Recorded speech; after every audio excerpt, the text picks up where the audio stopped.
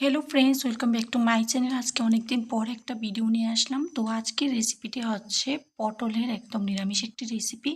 তো যারা পটল খেতে ভালোবাসেন না তারা নিরামিষ দিনে এই রেসিপিটা একবার হলেও ট্রাই করে দেখবেন, খুবই সুস্বাদু হয়। আর আমার আজকের রেসিপিটি যদি আপনাদের ভালো লাগে অবশ্যই আমার চ্যানেলটি সাবস্ক্রাইব করতে ভুলবেন না। তাহলে চলুন আমার রেসিপিটি প্রথম থেকে শেষ পর্যন্ত দেখার অনুরোধ রইল। প্রথমে আমি একটা কড়াই বসিয়ে দিলাম। কড়াইয়ের মধ্যে এবারে দিয়ে দিচ্ছি পর্যাপ্ত পরিমাণ অনুযায়ী সাদা তেল। তেলটা গরম হয়ে গেলে আমি ১ মুঠ পরিমাণ এখানে চিনে বাদাম দিয়ে দিলাম। বাদামগুলিকে এবারে খুব সুন্দর করে আমি একটু ভেজে নেব। সুন্দর করে মিডিয়াম আঁচে উল্টে পাল্টে ভালো করে মিশিয়ে আমি ভেজে নিচ্ছি। ঠিক এই পর্যায়ে ভাজা হয়ে গেলে বাদামগুলিকে আমি একটা প্লেটের মধ্যে তুলে নিচ্ছি। তারপর এই তেলের মধ্যে দিয়ে দিলাম 1/2 কাপ পরিমাণ নারকেল কোড়ানো। এবার নারকেলগুলিকেও খুব সুন্দর করে নেড়ে-চেড়ে ভেজে নিতে হবে। অনবরত নেড়েচেড়ে ভাজতে হবে, নাহলে আবার পুড়া লেগে যাবে। তো অনেকটা কিন্তু কালারফুল হয়ে এসছে। তো এই পর্যায়ে নারকেলগুলিকে আমি একটা প্লেটের মধ্যে তুলে নেব।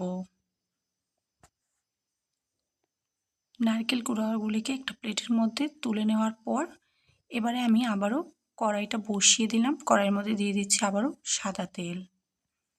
তেলটা গরম হয়ে গেলে আমি এখানে দিয়ে দিচ্ছি কয়েক টুকরো আলু, দিয়ে দিচ্ছি হলুদের গুঁড়া, আর দিয়ে দেব পরিমাণ অনুযায়ী একটু নুন। এবারে আলুগুলিকে খুব সুন্দর করে ভালোভাবে একটু মিশিয়ে নিয়ে কিছুক্ষণ এইভাবেই ভেজে নিতে হবে।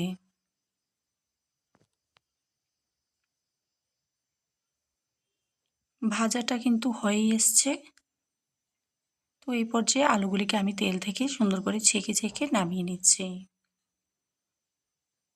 তারপর এই তেলের মধ্যে আমি দিয়ে দেব পটল। আমি পটলগুলিকে এমন করে কেটে নিয়েছি, আপনারা যে কোনো শেপে কেটে নিতে পারেন। পটলগুলি দেওয়ার পর আবারও দিয়ে দিচ্ছি হলুদের গুঁড়া, দিয়ে দিচ্ছি অল্প একটু নুন। দেওয়ার পর আবারও খুব সুন্দর করে ভালো মতো এগুলিকে একটু মিশিয়ে নিতে হবে। মেশানোটা হয়ে গেলে খুব সুন্দর করে এগুলিকে একটু সময় নিয়ে ভেজে নিতে হবে। খুব সুন্দর করে আমি এগুলিকে অনেকক্ষণ সময় নিয়ে ভেজে নিয়েছি। তো এই পর্যায়ে কিন্তু পটলগুলি ভাজা হয়ে গেছে। আমি একটা প্লেটের মধ্যে আবারও পটলগুলিকে তুলে নেব। এবারে আমি এর মধ্যে দিয়ে দিলাম সর্ষের তেল।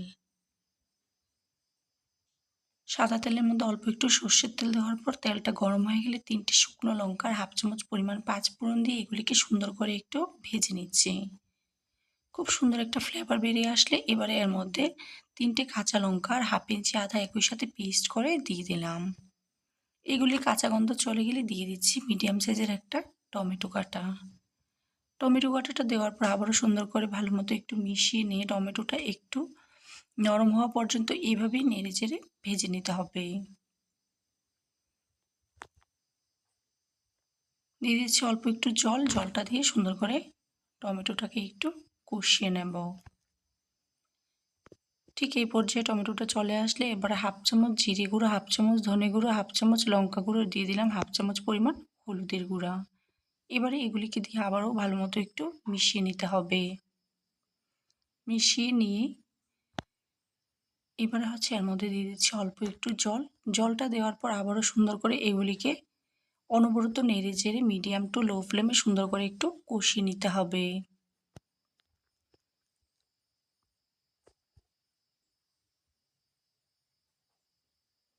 এবারে কিন্তু খুব সুন্দর করে কষানো হয়ে গেছে। এই পর্যায়ে এর মধ্যে আমি দিয়ে দিচ্ছি ভেজে রাখা নারিকেল। আর এখানে যে চিনেবাদামগুলি আমি ভেজে নিয়েছিলাম এইগুলিকে পেস্ট করে নিয়েছি, এটাও দিয়ে দিলাম। দিয়ে আবারও মশলার সাথে সুন্দর করে ভালো মতো এগুলিকে মিশিয়ে নিয়ে আবারও আমি একদম অল্প সময় একটু কষিয়ে নেব।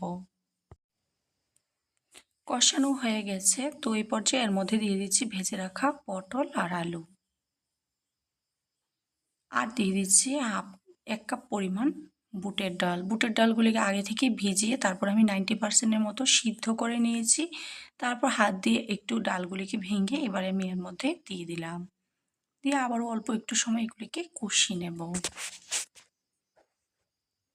আর দিয়ে দিচ্ছি 1 চামচ পরিমাণ ঘিটা দিয়ে আবারও ভালো মতো মিশিয়ে নিই। এবারে আমি একটু সময় নিয়ে এগুলিকে কষিয়ে নেব।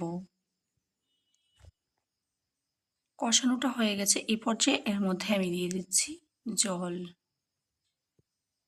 জল দিয়ে আবারও ভালো মতো এগুলিকে মিশিয়ে নিই। এবারে হচ্ছে আমি এগুলিকে ঢেকে রান্না করব প্রায় 10 মিনিটের মতো, মিডিয়াম টু লো ফ্লেমে। আর দিয়ে দিচ্ছি হাফ চামচ পরিমাণ চিনি। চিনিটা অবশ্যই দিতে হবে, না হলে কিন্তু আবার ভালো লাগবে না। এবারে আমি ঢেকে দিচ্ছি। প্রায় 10 মিনিট পর ঢাকাটা তুলে নিলাম। তুলে নিয়ে হচ্ছে আবারও ভালো মতো একটু সুন্দর করে মিশিয়ে নিচ্ছি। এবারে কিন্তু আমার রেসিপিটা হয়ে এসছে। তো এবারে এর মধ্যে দিয়ে দিচ্ছি হাফ চামচ পরিমাণ গরম মশলা গুঁড়া। গরম মশলাটা দেওয়ার পর আবারও ভালো মতো একটু মিশিয়ে নিচ্ছি। আবারও 1 মিনিটের মতো এইভাবে একটু রান্না করে নিতে হবে। প্রায় আরও 1 মিনিটের মতো রান্না করে নেওয়ার পর এবার কিন্তু আমার রেসিপিটা সম্পূর্ণ রেডি। গ্যাসটা বন্ধ করে নামিয়ে নিলে হবে। আমার রেসিপিটি ভালো লাগলে লাইক, শেয়ার, সাবস্ক্রাইব করবেন।